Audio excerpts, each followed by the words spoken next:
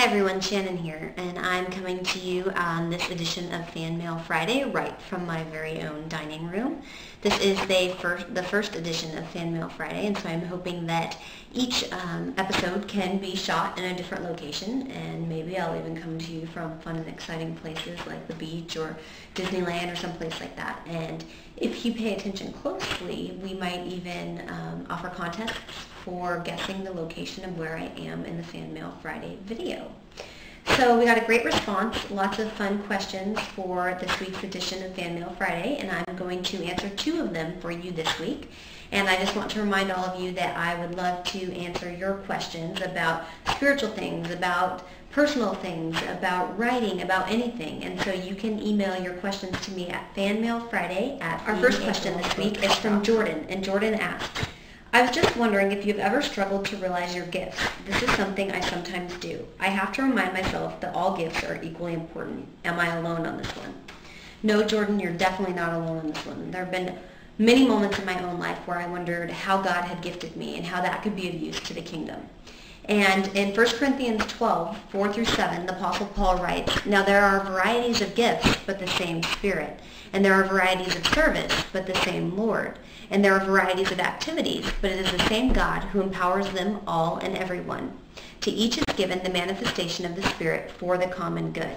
So right here we realize that spiritual gifts are things that are given to us from God for the common good, for the good of those in the local body, for the purpose of evangelism. There are all kinds of purposes for our spiritual gifts. And there are 3 primary passages in the Bible that discuss spiritual gifts at length, and that's Romans 12, 1 Corinthians 12, Ephesians 4, and then there are occasional other miscellaneous passages.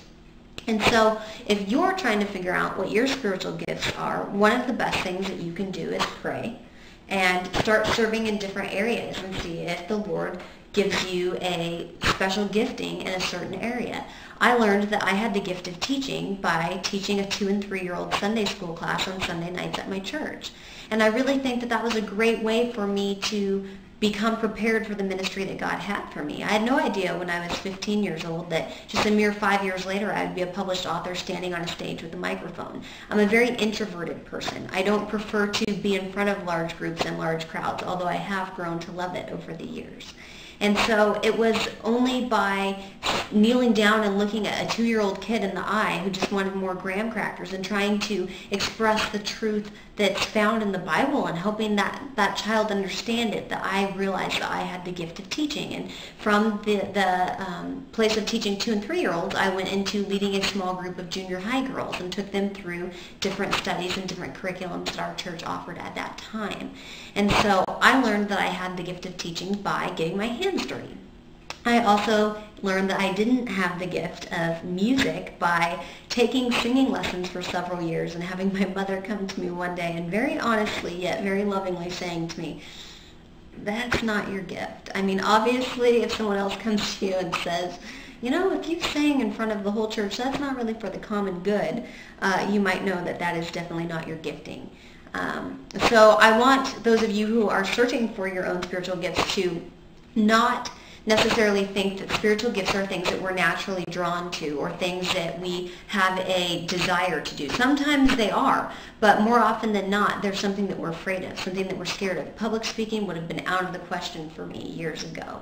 And the Lord gave me the gift of teaching, and He's the one that equips me to do it. And so just remember that it's something that is given to you by the Spirit, and it's something for the common good of the church. Now, the lists in Romans 12, 1 Corinthians 12, and Ephesians 4 are great places to start, but all of those lists are different, and so you see that in the Bible there isn't just one solid list of this is every spiritual gift that exists. So don't limit God. Some people are very artistic. Some people have other gifts that may not be on that list, but they're given for the common good and the edifying of the body. And so Jordan and everyone else who's watching this vlog, I want you to know that the first way to figure out what your gifts are to ask. Ask in prayer. Ask the Lord to show you. Ask Him to open your eyes. And second, look for opportunities and start serving in different capacities and see if you can figure out. The second question that we have today on this wonderful Fan Mail Friday is from Savannah. And Savannah asks, can you like someone you aren't necessarily attracted to? Now this is a very good question, because I think that it brings up a very good point. Now, physical attraction is a very important thing, and let's be honest, there are people that we're physically attracted to and people we aren't physically attracted to. When I first met my husband, I thought he was hot. I mean, sorry, that's just the honest truth.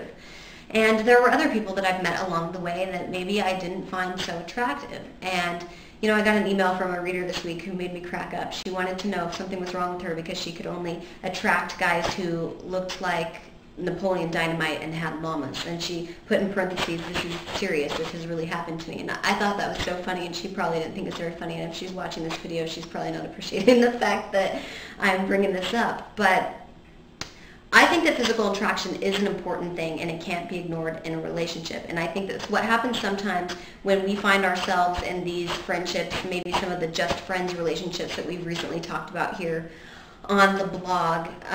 We find ourselves wondering, well, can I like someone if I'm not necessarily physically attracted to them? And what we mean by that is it okay for me to like the attention that this person is giving me without liking them back? And that's a very dangerous situation to find ourselves in, because we find ourselves entering into these relationships, whether they're boyfriend-girlfriend relationships or just friends relationships, and when we're not really attracted to somebody, we really are being selfish because we just like the attention. We like the way that they make us feel. Hey, you know, so-and-so's not that great looking, but he makes me feel beautiful, and I like that. And so we find ourselves liking the reaction we have to a person instead of liking the person themselves. And Philippians 2:4 says, "Let each of you look not only to his own interests, but also to the interests of others." And so you have to realize that sometimes when you're in one of those situations where you may not like someone, but you like how they make you feel, you're not looking out for that person's interests. You're really being selfish in that regard. Now, I do think that there are certain occasions where somebody becomes more attractive to you over time when you see their heart and when you see their personality. And so, you know, there are those moments where you're like, ah, that guy's kind of okay. But if there's someone that you're just like, oh my gosh, dork alert, it's very rare that you're going to madly fall in love with that person. And so you need to look out for that person's feelings and be respectful and mindful of him, and, you know, let him know up front, hey, like, you're a really cool guy to have as a friend, but you're definitely not someone that I'm interested in dating at this time. And you don't want to get caught in a situation where you're leading somebody on. And so I know that that sounds like somewhat of a vain answer, but I really think it's the truth. Because if you find yourself in a relationship with someone that you don't find physically attractive, sooner or later someone else is going to come along that you do find attractive, and you're going to find yourself really conflicted because you're going to think, well, what if I would have waited for that guy over there? And so you really, really need to take this verse in Philippians to heart and learn to look out. Oh, we're out of time for the first episode of Fan Mail Friday, and so I hope that you will think of the questions that you would like to hear me answer, and that you will send them to me at fanmailfriday@beingagirlbooks.com. That should be popping up on your screen somewhere, but I'm not the most tech-savvy person out there. Definitely don't have the gift of technology. So if it doesn't pop up, again, that's fanmailfriday@beingagirlbooks.com, and I will see you in a few weeks.